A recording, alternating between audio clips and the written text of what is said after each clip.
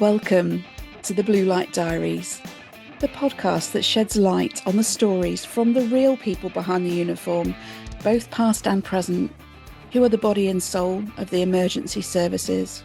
This is an open and honest space to talk about the unspoken.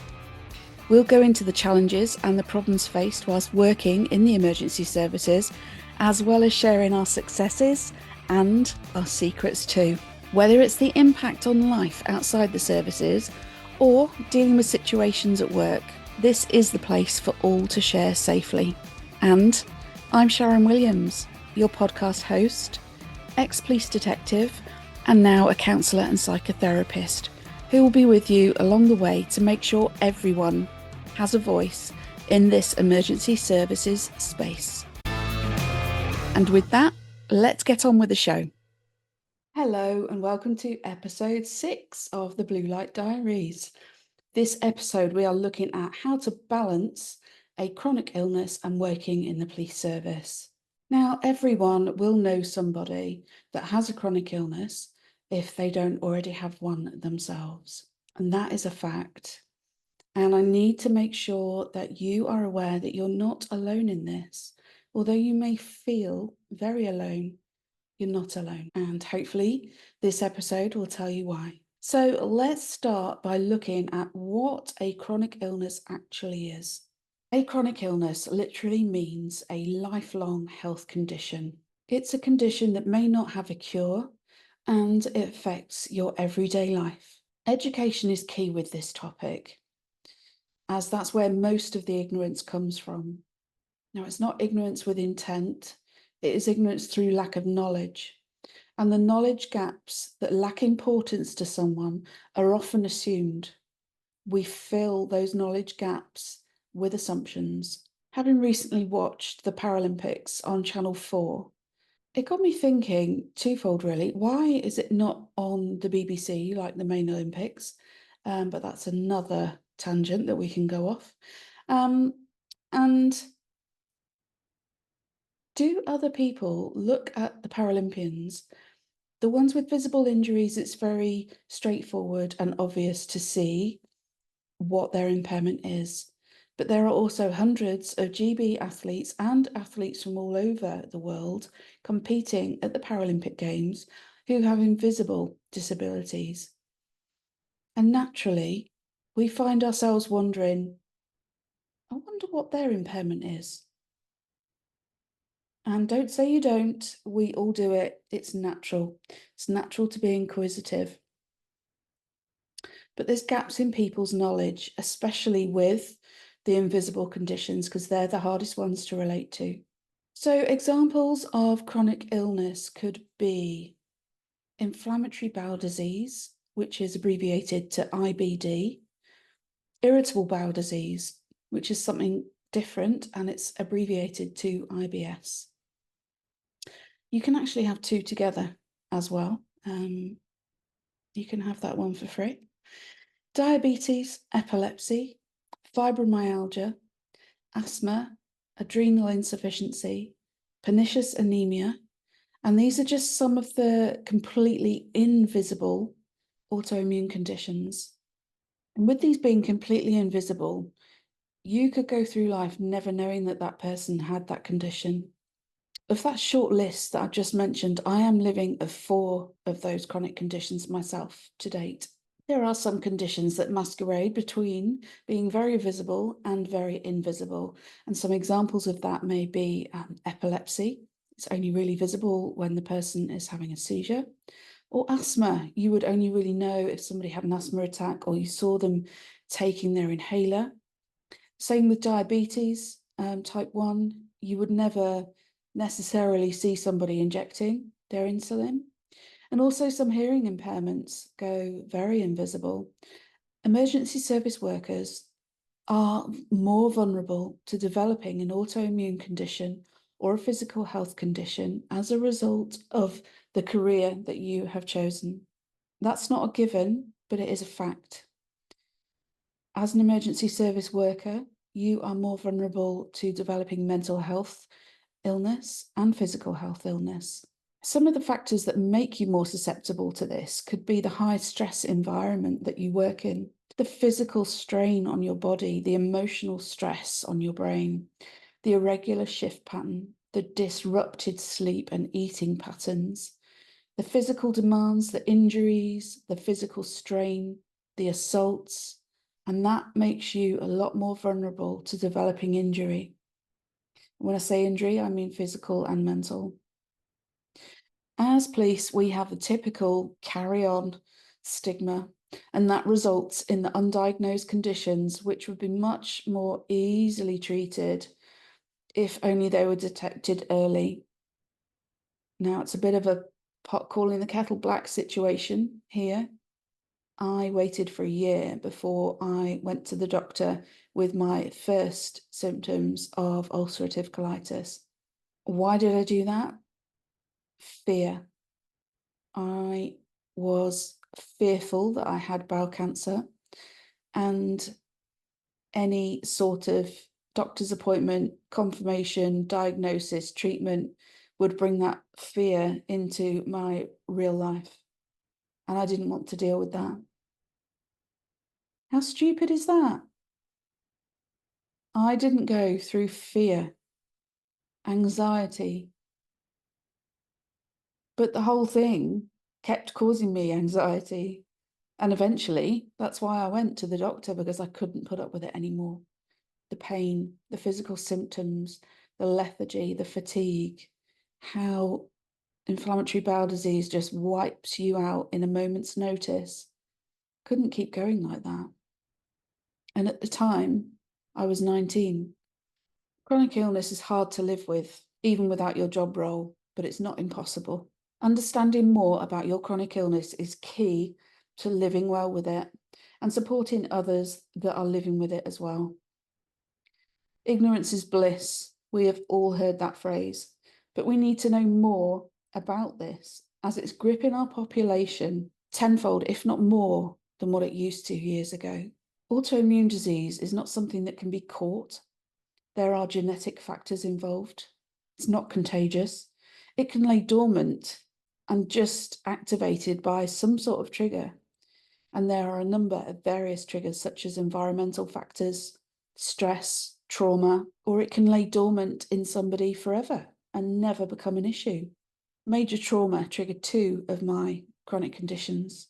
I'm living with ulcerative colitis, pernicious anemia, adrenal insufficiency, and fibromyalgia.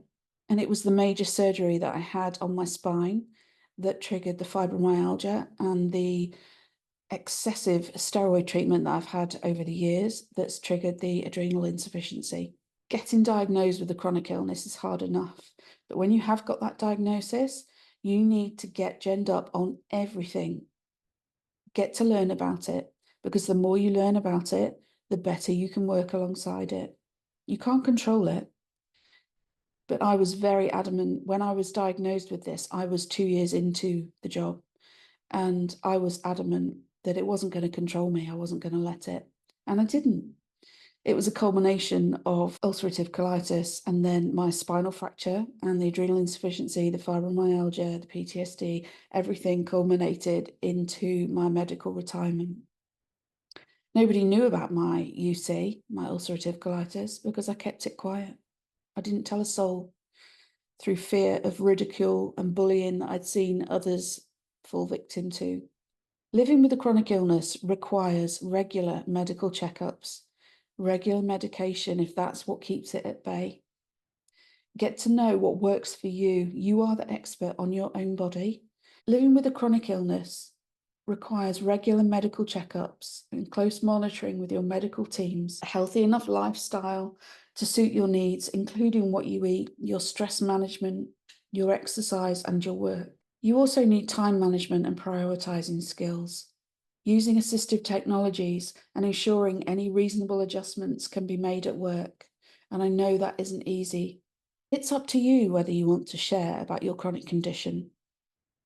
Nobody else. If you have a visible condition or you need to have workplace adjustments, then disclosing about your chronic condition would be essential, would be necessary to do that. There are benefits to disclosing, which include access to support and legal protections under the Equality Act 2010. The Equality Act 2010 tells your employer that they have a legal duty to accommodate you and your needs with things such as flexible hours, adapted equipment, and modified duties. Or you can do like I did and just carry on regardless, not letting it interfere, ignoring it, just living with the consequences, using your rest days to recover because you just feel so ill. Whatever you decide, you need a solid support system. Tell friends, tell family, supervisors, colleagues, HR. There are many examples of police officers out there that are working effectively whilst living with chronic conditions, both overtly and covertly. And there are plenty of famous people out there as well that are living with chronic conditions. Looking back with my own personal circumstances, I wouldn't change a thing. I think only 2 of my sergeants knew about my ulcerative colitis during my police career, and it wasn't until the very end that the rest of those conditions started causing problems. My ulcerative colitis got so bad that I went on to biologic medicine. Biologic medicine is relatively new in the world of medicine. It's still in the nursery stages, as a specialist dermatologist told me only a couple of years back. Whilst they work very, very well to get your condition under control, it does pave a way to allow other things that lay dormant to come through. It did in my case, certainly anyway. I was on a chemotherapy drug whilst I was in the first 4 years of my job, of my career in the police, and I ended up getting glandular fever, which was left undiagnosed for days. I became increasingly unwell, and I ended up with sepsis in hospital and nearly didn't make it. You need to get the message across to medical people that the symptoms you're experiencing are real and they need to act upon them. You are the expert on yourself. Don't take no for an answer. I had to go 3 days of being taken down to the local doctor's surgery. And on the 3rd day, I couldn't even hold my head up. And the lady said, the GP, she said, "I think it's time we got you to hospital." Well, thank God she did, because I was diagnosed with sepsis. I had a scan on my heart and my heart muscle had weakened, and I very nearly didn't come out of that. And that experience changed my outlook on life in a variety of ways. Life's too short. You need to look after you, not the job. You are what matters. There are things that you can do outside of the job too to help you deal with your chronic condition. Pace yourself. I still worked at a rate, when I went back to work after glandular fever, sepsis, all the recovery, I still worked at a rate that I would be able to do prior to nearly dying. Doesn't work like that. Pace yourself. It's the most useful tool. Seek out the support of local charity that specialises in your chronic condition. I sought out Crohn's and Colitis UK when I'd had my back surgery, as I'd lost my job, my life as I knew it, everything was over, and that gave me a new purpose in life. I ended up volunteering for them for 7 years, and when I finished, I was the lead volunteer of a very successful network. That gave me a lifeline. That gave me a purpose and a reason to get up every day. That is important. And meeting other people that are in similar shoes to you is worth its weight in gold, because they already know what it's like to live with a chronic condition, especially one that's so taboo and people are embarrassed talking about it. But we shouldn't be. We shouldn't be. But we're taught from a very early age that anything poo is taboo. And we grow up conditioned that way. And yeah, it's gross, but we all do it. Self-care is paramount. I found during COVID, the lockdowns specifically, that meditation was a real help for me. And there are scientific brain scan evidence that shows that people meditate are a lot healthier in every way, physically, mentally, and more successful in things like exams and careers and life in general. There's a reason why meditation has been around for hundreds of thousands of billions of years. It's important that we look after our brains and our minds, as well as our bodies. When your symptoms flare up, take action. Don't let yourself get worse. Don't think, oh, I can't be doing with this now. I haven't got time for this. I'll deal with it on the rest days. Then rest days come, things are a little bit better because you're resting. You go back to work and things are a hell of a lot worse again. Don't get into that vicious cycle. I've been there. It doesn't help. It just prolongs the recovery. So be kind to you. Be kind to yourself. Tell people, no, it's okay to say no. Not so much in the job. If you're at work and the sergeant says, can you go to this job? And you can't go, no.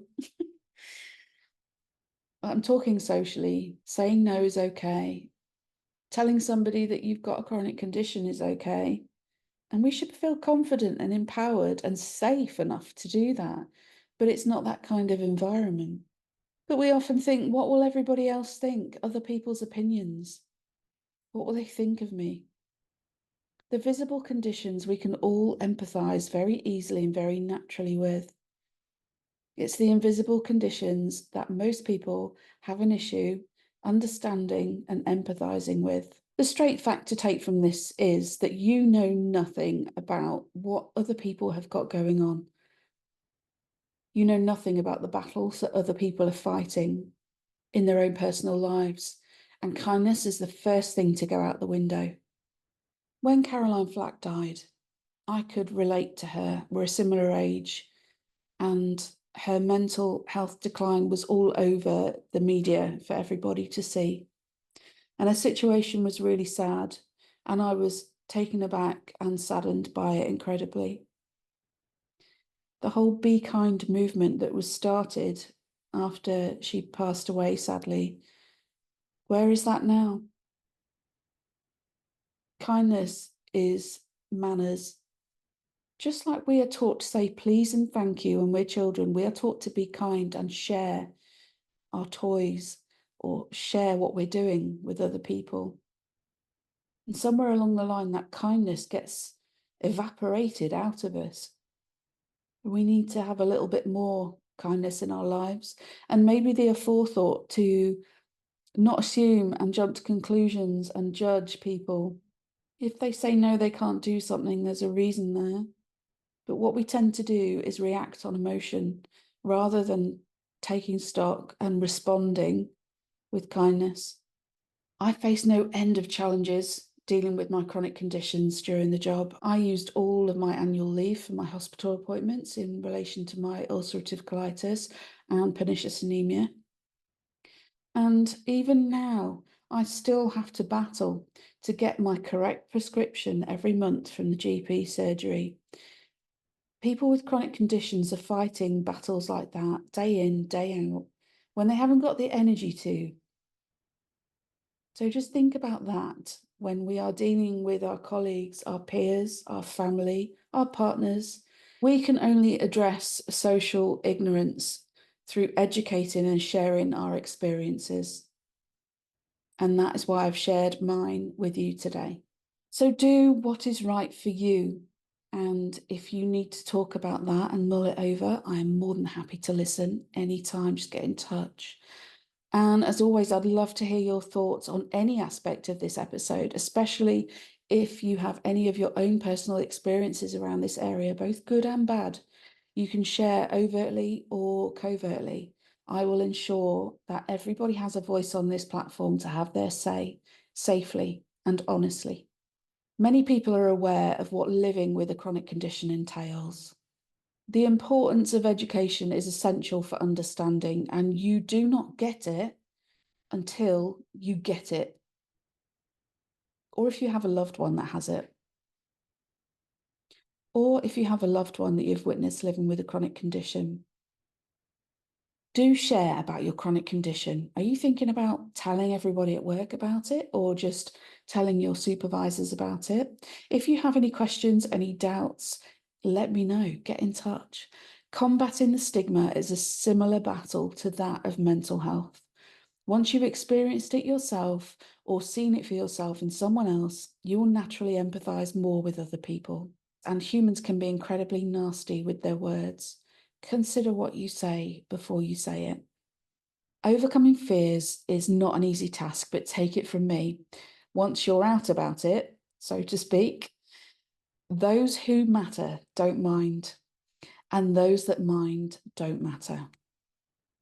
Do not take someone else's opinion on board if that someone is not somebody that you would go to for advice in the first place. I encourage you to be kind to yourself and others.